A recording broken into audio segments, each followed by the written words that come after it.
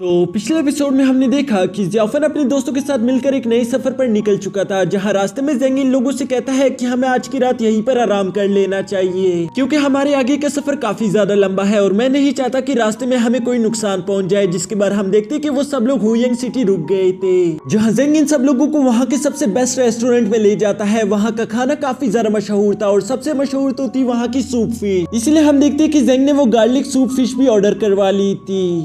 अब आगे तो नेक्स्ट एपिसोड के शुरू में हम देखते हैं कि वो वेटर वहां पर सारा खाना लेकर आ गया था, जिसे जियाफन काफी तेजी के साथ खाना शुरू कर देता है। साथ ही साथ वो ज़ेंग से कहता है कि मानना पड़ेगा कि यहाँ का खाना तो लाजवाब है, जिस पर काई उससे कहता है कि जरा आराम से खाओ, ये खाना तुमसे कहीं भागकर नहीं जा रहा। यहाँ पर जियाफन को इस तरह से बुकड़ों की तरह खाना खाता हुआ देखकर काई ब्रदर तो अपना सर पकड़ लेता है। पर तभी अचानक हम देखते हैं कि वो वेटर वहां पर आखिरकार गार्लिक सूप फिश भी ले आया था, जिसे टेस्ट करने के बाद जियाफन कहता है कि वाह लाजवाब, ये सूप फिश तो काफी ज्यादा कमाल की है। मानना पड़ेगा कि आप लोगों ने इस सूप फिश को काफी वक्त से रखा होगा, जिसके बाद आप लोगों ने इसमें काफी सारे मिसाले मिलाकर इसे काफी ज्यादा जायकेदार बना दिया है। जिस पर वो वेटर जवाब देता है कि मैं आपकी टेस्ट की कदर करता हूँ, लेकिन आपने एक बात गलत कह दी क्योंकि ये फिश बिल्कुल ही ताजा है, हमने इसे जरा देर के लिए भी नहीं रखा। वो भी यहाँ पर इस तरह की बात कर ही रहा था कि तभी हम देखते हैं कि पीछे से एक लड़की कहती है कि तुम बिल्कुल झूठ बोल रहे हो क्योंकि ये फिश बिल्कुल भी ताजी नहीं हो सकती। और साथ ही हम देखते हैं कि ये सब एक लड़की कह रही थी जो कि दिखने में काफी ज्यादा क्यूट थी। वो ऊपर से सीधा नीचे आकर जियाफन के पास आ जाती है। वो यहाँ आने के बाद उस वेटर से कहती है कि तुम पूरी तरीके से झूठ बोल रहे हो क्योंकि ये फिश बिल्कुल भी ताजी नहीं हो सकती। जिस पर वो वेटर उसे समझाने की कोशिश करता है कि नहीं ये फिश बिल्कुल ही ताजी है, लेकिन वो उसकी एक भी बात नहीं सुनती।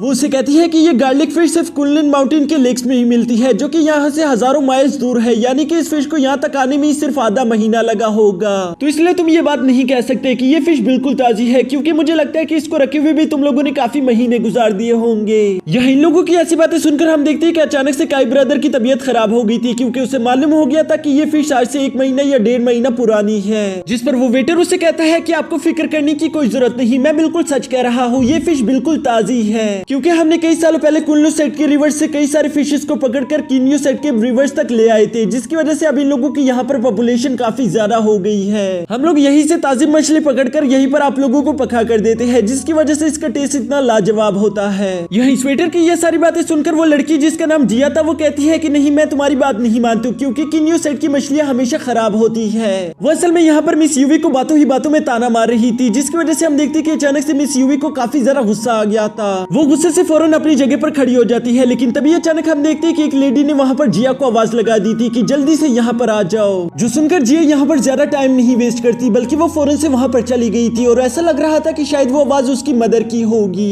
यहाँ जिया के जाने के बाद वो वेटर ज़ेंग और उसके दोस्तों से माफी मांगते हुए कहता है कि आप लोग अपना खाना एंजॉय करो, मैं आप लोगों से इस चीज के लिए माफी मांगता हूँ। यहाँ अच्छे से खाना खाने के बाद हम देखते हैं कि अब वहाँ पर काफी ज्यादा गहरी रात हो चुकी थी, जिसकी वजह से ब्रदर का इन लोगों से कहता है कि आज की रात हम यहीं पर इंतजार करेंगे और फिर कल सुबह हम डिसाइड करेंगे कि आगे हमें किस तरफ रवाना होना है। जिसके बाद हम देखते हैं कि जियाफन वहाँ से आराम करने के लिए अपने रूम की तरफ रवाना हो गया था, पर तभी उसके रास्ते में मिस यूवी आ गई थी, जो कि जियाफन से कहती है कि मैं तुमसे कुछ बात करना चाहती हूँ। ये सुनकर जियाफन को कुछ समझ नहीं आता कि आखिर मिस यूवी मुझसे क्या बात करना चाहती है, लेकिन मिस यूवी याद करती है कि उसी फाइट के दिन वहाँ पर क्या हुआ था। वो जियाफन से कहती है कि उस फाइट के दौरान मैं काफी बुरी तरीके से इंजर्ड हो चुकी थी और तुम्हारे पास मौका था कि तुम मुझे जान से मार सकते थे, लेकिन आखिरकार तुमने ऐसा क्यों किया? तुमने आखिरी मिनट पर हार क्यों मान ली? कहीं तुम्हें मुझ पर रहम तो नहीं आ गया था? जो सुनकर जियाफन उसे कहता है नहीं नहीं ऐसी तो कोई बात नहीं, बल्कि मैं अपने मार्शल आर्ट में काफी ज्यादा बुरा हूँ और मुझे नहीं मालूम अचानक से वहाँ पर मेरी पावर चली गई थी, इसलिए मैं तुम पर हमला नहीं कर पाया। जबकि दोस्तों असल में ऐसी बात बिल्कुल भी नहीं थी। जियाफन चाहता तो वहाँ पर वो मिस यूवी पर एक जोरदार अटैक कर सकता था, लेकिन उसे पता नहीं क्यों मिस यूवी में मिस जीनू की झलक दिखाई दे गई थी, जिसकी वजह से वो उसे और ज्यादा नुकसान नहीं पहुंचाना चाहता था, क्योंकि ऑलरेडी उसने उसे काफी बुरी तरीके से घायल कर दिया था। जिसकी वजह से जियाफन ने अपनी मैजिकल स्टिक को नीचे गिरा दिया था। और यहाँ पर जियाफन की ये सारी बातें सुनने पर मिस यूवी उससे कहती है अच्छा ठीक है अब मुझे यहाँ से चलना चाहिए, क्योंकि आज रात हमें आराम करना होगा और वैसे भी कल सुबह हमें बहुत सारे काम करने हैं। और ये कहकर मिस यूवी वहाँ से चली जाती है। इसके बाद जियाफन भी अपने रूम में आराम करने के लिए चला गया था, जहाँ सोते हुए अचानक से उसे एक अजीब सा नाइटमेयर दिखाई देता है। वो देखता है कि वो खून की नदी में लेटा हुआ था और कुछ अजीब सी डीमन उसे अंदर की तरफ खींचने की कोशिश कर रहे थे, जबकि एक अजीब सा आदमी उसका गला दबाने की कोशिश कर रहा था। यहाँ पर दोस्तों अगर आप लोग ध्यान से देखो तो वो एक अजीब सा आदमी खुद जियाफन ही है, जो कि उसका इवल वर्जन होगा।